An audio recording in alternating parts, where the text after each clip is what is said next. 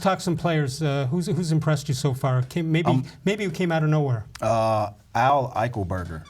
He's impressed me big time because he's a kid that started his career at DePaul, and he also was at Cleveland State, and he was coming off the bench, played minimal minutes, but his progression in these last couple games has uniquely shocked me. All right, so he's averaging 13.7 points, yes, leading the team, yes, and 6.5 rebounds per game. Yeah, pretty good numbers. Very good numbers, especially when you're not expecting it, because he doubled his minutes, and that's the production he had. All right, you've got Craig-beaudion, leading the Horizon League in assists, 6.2 points, 6.2 assists per game. Craig-beaudion, 6'3" point guard, very quick, very versatile. He's a kid that is very unselfish, and his teammates love to play for him. His toughness is his talent, but you look at those numbers, and you look at the very beginning of the season, he's improved because of that adjustment that he had to go through. We talked about guys shooting, and you saying, no, yes. Torrey-Patton, I'm guessing you'll let him shoot all day long, right? Hey, he's leading the conference in field goal percentage. 58%. 58%. Yeah. That's unbelievable for a Those guy aren't layups. with his versatility. But he's also shooting some threes, and he's gotten his feet set. But Torrey is a kid who went through some injuries at the beginning of the season, and we didn't have him.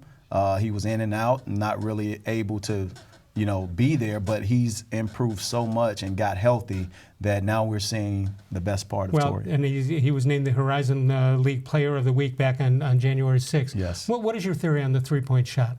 The three-point shot. You like to have your team blow them away, bomb them away? Well, I just think it's all about personnel, and if you have guys to shoot, you must shoot.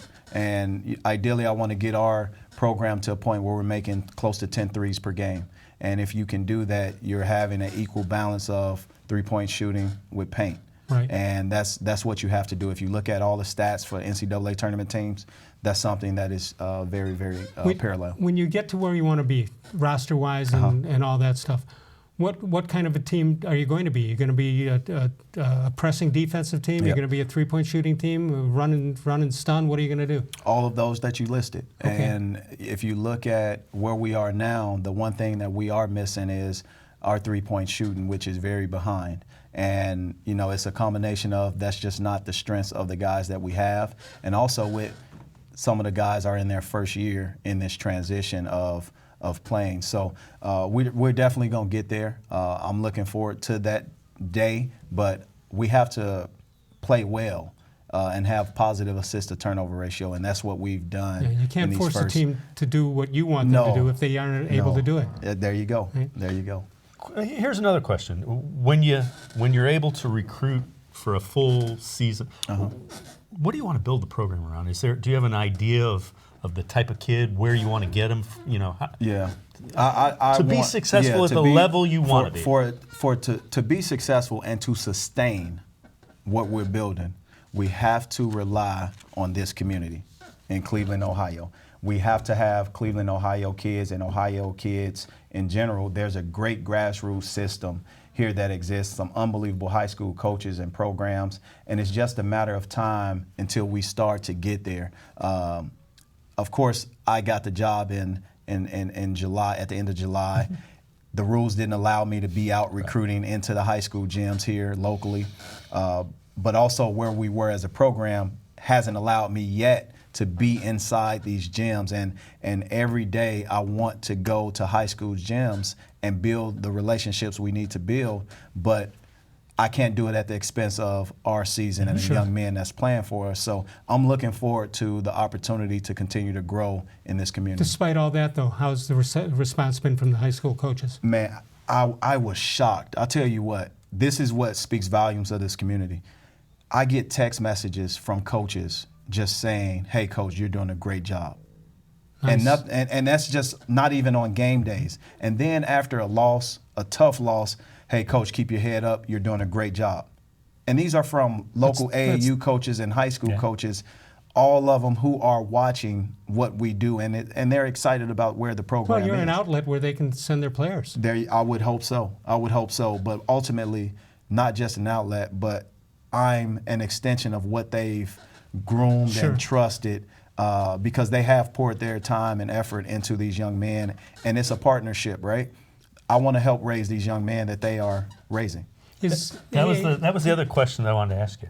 What are you telling them?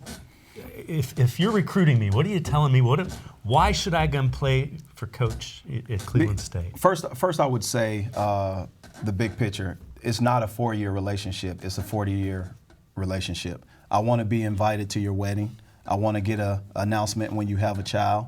I want to be a major part of your life-changing decisions about your career. I want to be there when the ball stops bouncing and you are in transition trying to figure out what your next career is going to be. And at that point, you see where I'm coming from as a coach, but not only a coach, but as a person.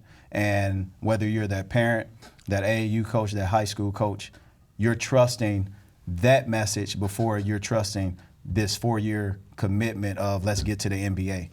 Well, if I'm pouring my life and time into you from a holistic manner, you're going to trust me with your dreams. And your dream is to short term go to the NBA, but those dreams don't last. My guess is somebody did that for you. That was exactly what I was thinking. And someone did do that for me, and those individuals I still call. I still have a relationship with my college coaches, my AAU coach, my grammar school coach, and my high school coach. And they all have come to games. And that has been a special moment when they see me on the sidelines coaching. Did